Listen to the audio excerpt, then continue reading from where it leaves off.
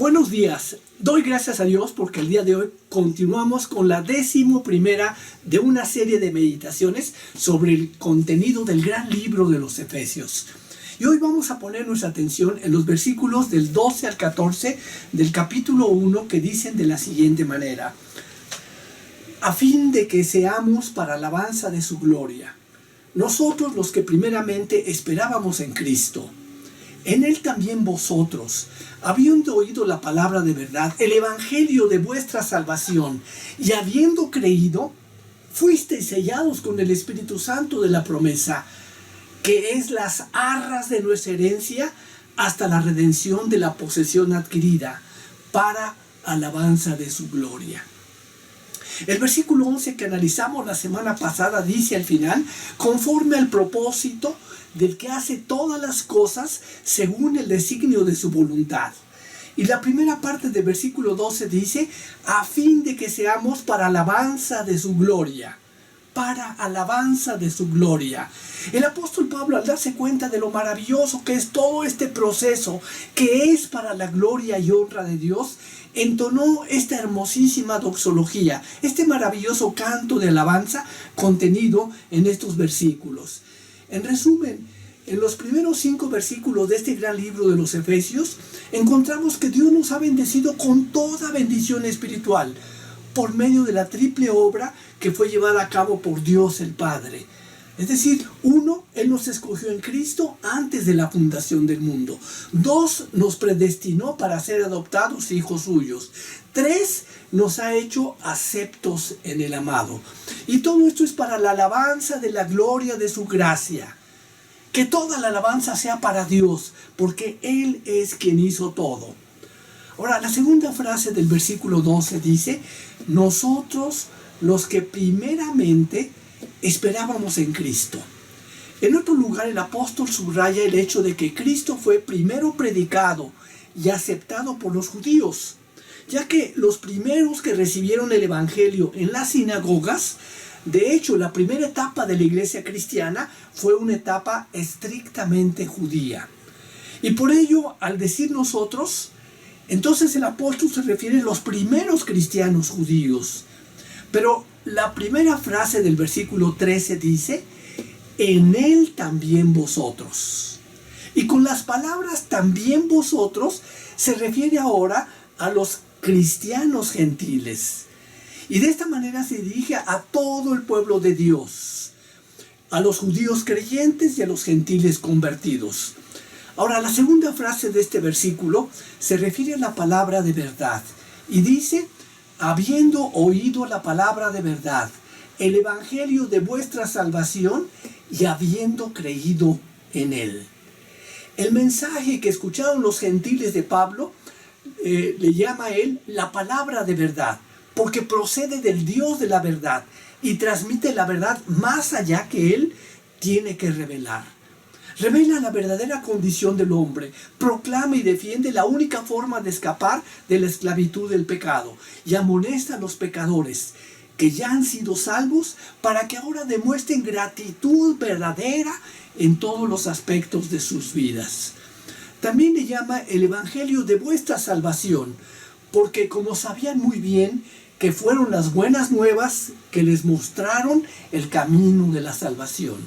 Por eso el versículo 13 concluye con las palabras: en quien habiendo creído, fíjense lo que dice, fuisteis sellados con el Espíritu Santo de la promesa.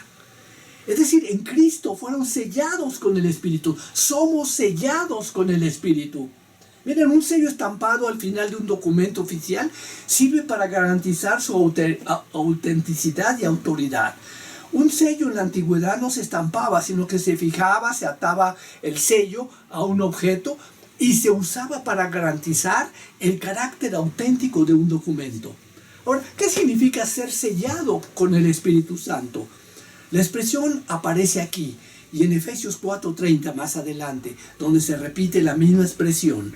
Un dueño sella su propiedad con un sello para marcarla como suya. Y si más tarde alguien viniera a reclamarla y cuestionarle su derecho a ella, su sello sería prueba suficiente para poner fin al reclamo. Entonces, el hecho de que a los creyentes nos ha sido dado el Espíritu Santo es la señal de que pertenecemos a Dios en un sentido especial. Y esto es antes que la herencia sea enteramente recibida, puesto que aquí y ahora ya recibimos una prueba anticipada, que es el sello del Espíritu Santo. Vayamos ahora a la primera frase del versículo 14, que dice que es las arras de nuestra herencia hasta la redención de la posesión adquirida para alabanza de su gloria.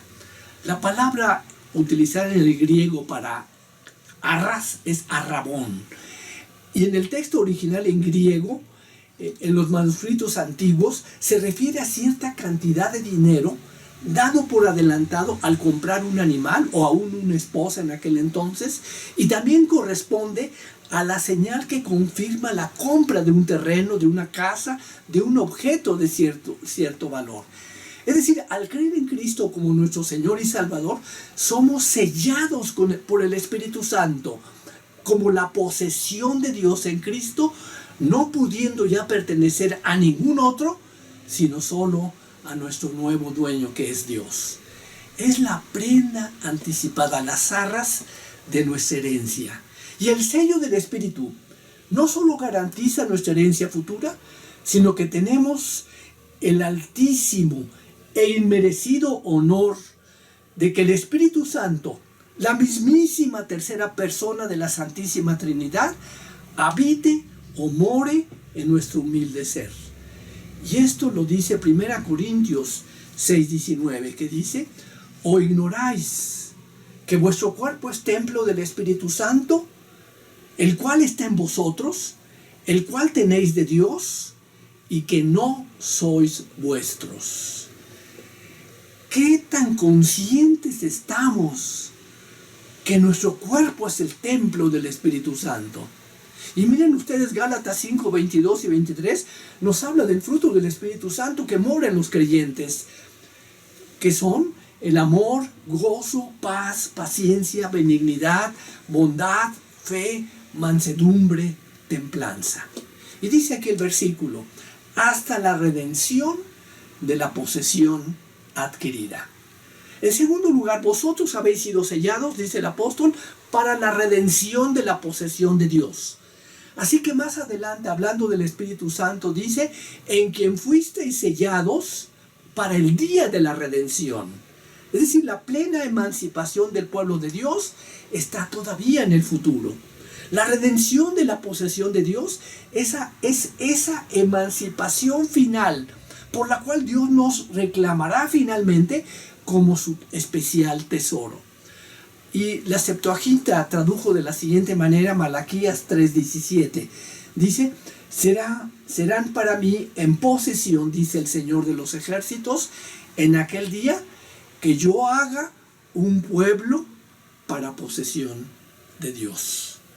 Concluyo. En vista de lo que hemos mencionado, nos queda claro que el apóstol Pablo comenzó su magnífica doxología en el versículo 3, diciendo: bendito sea el Dios y Padre de nuestro Señor Jesucristo.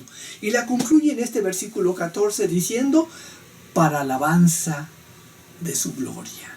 Miren, termino repitiendo a ustedes los 3 versículos que fueron el objeto de esta meditación. Versículo 12: a fin de que seamos para alabanza de su gloria.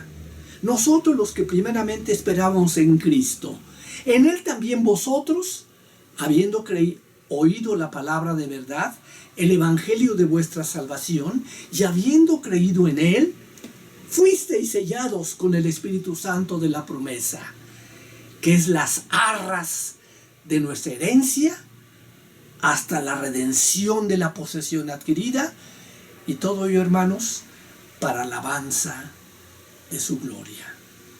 Amén.